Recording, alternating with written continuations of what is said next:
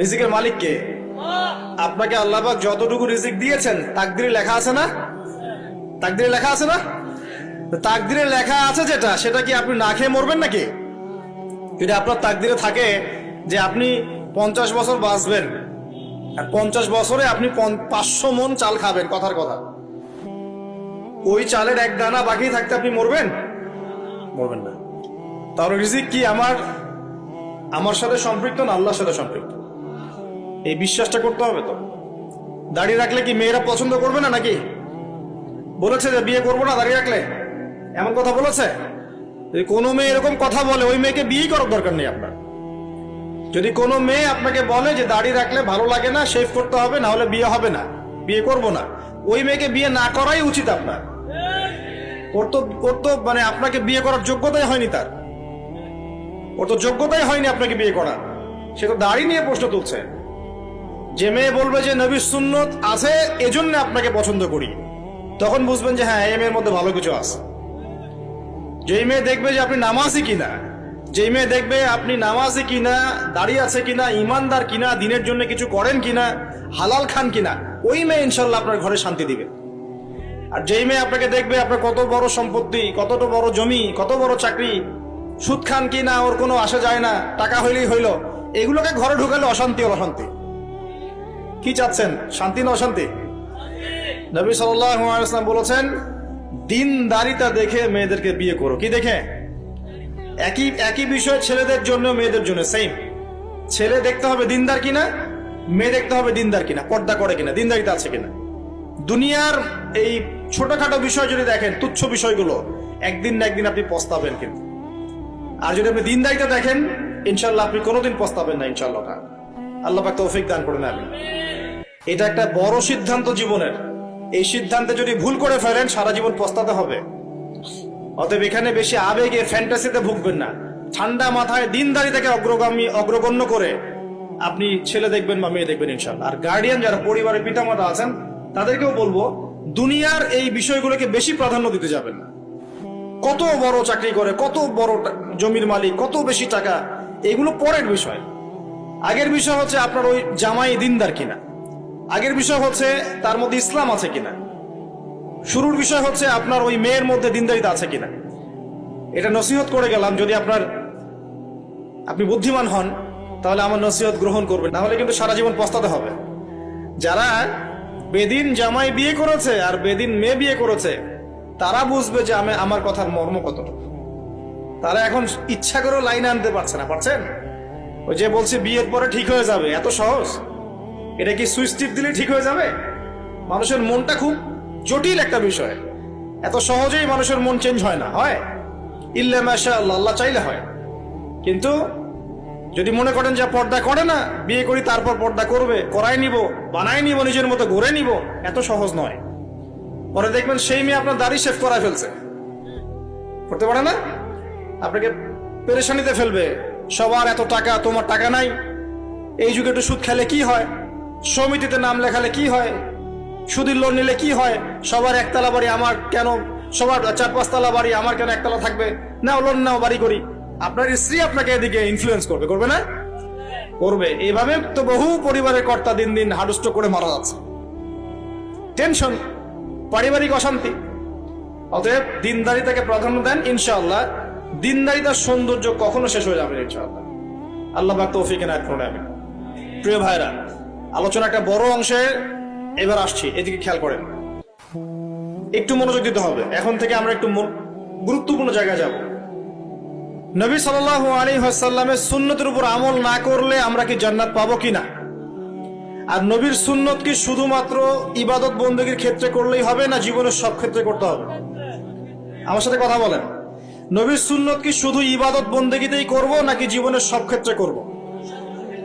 আল্লাহর নবী সাল্লাল্লাহু আলাইহি ওয়াসাল্লাম মাত্র 23 বছরে আইয়ামে জাহিলিয়াতকে সরিয়ে দিয়েছেন কি দেন নাই?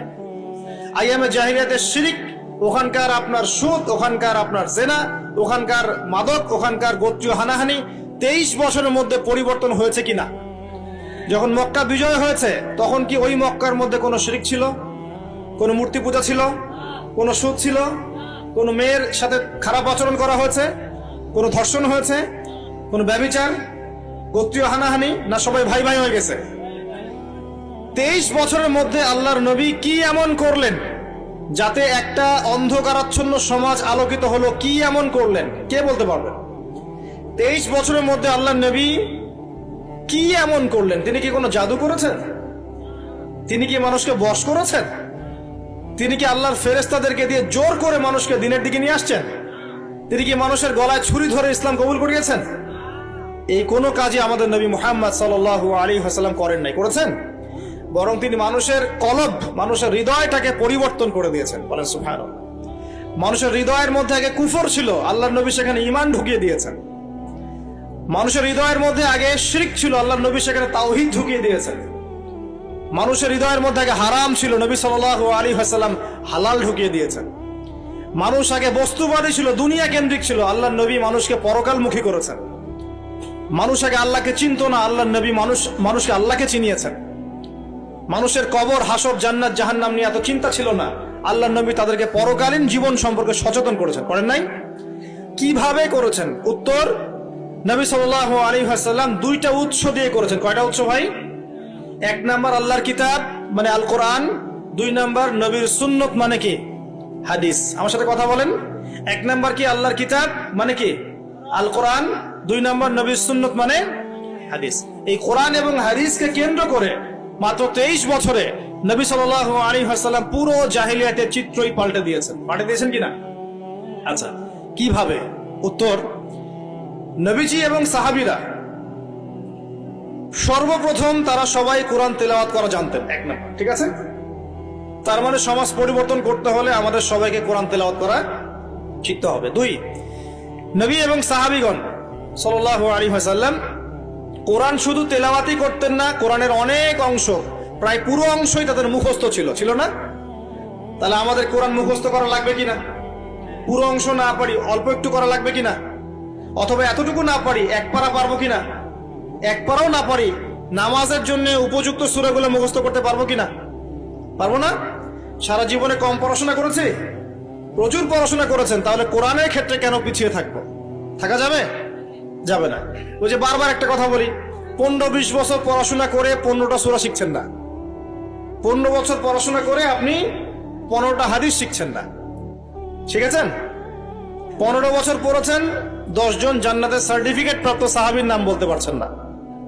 নবীজির 10 জন স্ত্রীর নাম বলতে পারছেন না, তার জীবনী বলতে পারছেন না, ঈমান ভঙ্গের কারণগুলো বলতে পারছেন না, কোন কোন ক্ষেত্রে ওযুর মাসআলাগুলোও বলতে পারছেন না, কোনটা ফরজ কোনটা সুন্নাত। এমন আছে না? এবং এদের সংখ্যা কি কম না বেশি? এদের সংখ্যা কোটি কোটি, এমন কোটি কোটি মানুষ আছে বাংলাদেশের মাটিতে। আমরা সবাই মাশাআল্লাহ দুনিয়াবি ক্ষেত্রে শিক্ষিত হয়েছে ঠিকই, কিন্তু দিনের বেসিক জিনিসগুলো শিখি নাই।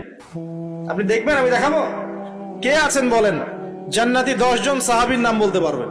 একজন ব্যক্তি দাঁড়ায় যান দেখি, যদি বলতে পারেন আমার পক্ষ থেকে নগদ 1000 টাকা পুরস্কার। জান্নাতি 10 জন সাহাবী, এই দুনিয়াতেই তারা জান্নাতের সার্টিফিকেট পেয়েছেন। আল্লাহ নবী বলেছেন তুমি জান্নাতি, তুমি জান্নাতি, তুমি জান্নাতি। 10 জন বলতে পারবেন কেউ? কিন্তু বিশ্বাস করেন, আমি যদি এখন ধরি কোনো পুরস্কার দিব না, 1 টাকাও ভাদিয়া নাই, আমাকে বলেন বাংলাদেশ ক্রিকেট টিমের 10টা প্লেয়ারের নাম বলেন, সবাই বলতে পারবে। পারবে না? 10 জন ইন্ডিয়ান নায়কের নাম বলতে বলেন, পারবে। 10 জন ইন্ডিয়ান নায়িকার নাম বলতে পারেন, পারবে। 10 জন আর্জেন্টিনার প্লেয়ারের নাম বলতে পারেন, পারবে। 10টা ব্রাজিলের প্লেয়ারের নাম জিজ্ঞাসা করেন, পারবে। এগুলো পারবে তারা। পারবে কি না? সত্যি কথা বলেন, পারবে কি না? অবশ্যই পারবে। 10টা বাংলা সিনেমার নাম বলেন, পারবে। 10টা হিন্দি সিনেমার নাম বলেন, পারবে। পারবে কি না? সত্যি কথা বলেন, পারবে কি না? অবশ্যই পারবে। না পারলে তো আলহামদুলিল্লাহ, আপনার জন্য দোয়া থাকবে যে পারেন নাই। কিন্তু বেশিরভাগ ছেলে পেলেই পারবে, বেশিরভাগ মেয়েই পারবে। মেয়েদেরকে জিজ্ঞাসা করেন 10টা সুন্দরী মেয়ের নাম বলো, ভারতের, পশ্চিমের, হ্যাঁ, সিনেমার, নাটকের, গায়কের, গায়িকার 10টা সুন্দর সুন্দর মেয়ের নাম বলো, বলে দিবে। পারবে না? জিজ্ঞাসা কর আজকে গিয়ে যে 10 জন জান্নাতের সার্টিফিকেট প্রাপ্ত 10 জন সাহাবীর নাম কি, দেখবেন বেশিরভাগই বলতে পারবে না। এই বিষয়টাকে আপনি কি মনে করছেন? বিগত 10, 20, 30 বছর থেকে আমরা দেখছি যে একটা অসুস্থ প্রজন্ম তৈরি হয়েছে। অসুস্থ প্রজন্ম। কিরকম অসুস্থ? দিনের জ্ঞান অর্জনের কোনো ফিকির করে না, সারাদিন দুনিয়ার জ্ঞান অর্জন নিয়ে পড়ে আছে। এর উদ্দেশ্য একটা সার্টিফিকেট অর্জন করে চাকরি পাওয়া। উদ্দেশ্য এটাও না যে এই জ্ঞান দিয়ে সে দেশ ও জাতির খেদমত করবে, এটা উদ্দেশ্য না। অসুস্থ প্রজন্ম, জিজ্ঞাসা করবেন ইসলামের বেসিক জিনিসগুলো জানে না, বাইরের বড় বড় জ্ঞান তার জানা আছে, পুরো পর্যায় সারণী মুখস্থ কেমিস্ট্রি, 10 জন সাহাবীর নাম বলতে পারবে না, 10 জন নবীর নামও বলতে পারছে না। 10টা সূরা ধরলে প্যান্ট খারাপ হয়ে যাবে। একটা সূরা ফাতিহা বিশুদ্ধ করে কোন আলেমের সামনে তেলাওয়াত করতে দেন, দেখবেন 10টা ভুল করে বসে আছে। অনেকে তো আলহামদুলিল্লাহ উচ্চারণ করতে পারে না। কেমন আছেন? আলহামদুলিল্লাহ ভালো আছে, আলহামদুলিল্লাহ ভালো আছে, আলহামদুলিল্লাহ। আলহামদুলিল্লাহ মানে কি? আলহামদুলিল্লাহ মানে সমস্ত প্রশংসা কার জন্য? আল্লাহর জন্য। আর আলহামদুলিল্লাহ মানে সমস্ত ধ্বংস আল্লাহর জন্য। নাউজুবিল্লাহ। অর্থ কি হয়েছে দেখছেন? আলহামদু মানে ছোট হায় হাওয়াজ দিয়ে পড়লে অর্থ পরিবর্তন হয়ে যায়, উল্টা অর্থ হয়। আর আলহামদু বললে অর্থ পারফেক্ট হয়। কুল হুয়াল্লাহু আহাদ, কুল বললে একটা অর্থ হয়, আর কুল হুয়াল্লাহু আহাদ বললে আরেক অর্থ হয়। তারপরে কুল ইয়া আইয়ুহাল কাফিরুন লা আ'বুদু মা তা'বুদুন একটা অর্থ হয়। আর যখন বলে কুল ইয়া আইয়ুহাল কাফিরুন লা আ'বুদু মা তা'বুদুন আরেকটা অর্থ হয়। এগুলো আলেমরা বুঝবেন। তো কুরআনই তো পড়তে জানছে না। 15 বছর 20 বছর পড়াশোনা করে আমরা কি প্রজন্ম তৈরি করছি বলেন তো? আগামী 2-3 দিন পর তারা রাস্তাঘাটে কনসার্ট করবে, নাচবে, পিকনিক করবে, হইহুল্লা করবে এবং পশ্চিমাদের সাথে তালে তাল মিলিয়ে বলবে যে 31st night happy new year. তারা বলবে আগামী 2-3 দিন পরেই করবে। কিন্তু আজকে আরবি মাসের কয় তারিখ বলতে পারবে না। আরবি বর্ষপুঞ্জি আছে না, ক্যালেন্ডার, আরবি নববর্ষ কবে, প্রথম মাসটার নাম কি সেটা বলতে পারবে না। রমজান মাস, তার আগে কোন মাস, পরে কোন মাস বলতে পারবে না। কিন্তু 31st নাইট তারা চিনে। তারা লাইলাতুল কদর চিনে না, তারা লাইলাতুল কদর চিনে না, 31st নাইট চিনে। আপনি কোন প্রজন্ম তৈরি করছেন দেখেন। এখানে প্রসঙ্গ যেহেতু এসেই গেল বলে দেই এই কথাটা, পরে ভুলে যাব, যে খ্রিস্টপূর্ব প্রায় 46 সালের দিকে এক ব্যক্তি ছিল, তার নাম ছিল জুলিয়াস সিজার। কি নাম? Julius Caesar. এগুলো আমি আসলে অনেকদিন আগে পড়েছি, আমার মাথায় এত লাইভলি নাই, আর এগুলোর চর্চা করা আমি বন্ধ করে দিয়েছি। আমাদের ফিলোসফি কিছু বই ছিল, এগুলোতে হিস্ট্রিগুলো ঘাটা ছিল সবগুলো, আর হিস্ট্রির একজন গভীর ছাত্র। তো এই জুলিয়াস সিজার নামক এক ব্যক্তি ছিল, যে আসলে সিজার নামক এক দেবতার উপাসনা করত। কথা বুঝতে পারছেন? ওদের অনেক দেবতা ছিল, এরকম একটা দেবতার নাম ছিল সিজার। ওর নামে সে নামকরণ রেখেছে জুলিয়াস সিজার। এই নক্ষত্র পূজারী ছিল, তারার পূজা করত। কথা বুঝতে পারছেন? তো তারার পূজা যে করে সে কি তাওহীদপন্থী না মুশরিক? বলেন, সে কি ইমানদার না কাফের, কোনটা? এখন সে একটা ক্যালেন্ডার ফর্ম করেছিল, এর নাম হলো এই গ্রেগরিয়ান ক্যালেন্ডার বলে। তো এখানে প্রথম বর্ষ যেটা, এই প্রথম বর্ষতে উৎসব পালন করা শুরু করেছে এই জুলিয়াস সিজার নামক এই ব্যক্তি প্রথম, এবং সে সমাজ এটা চালু করে দিয়েছে। এরপরে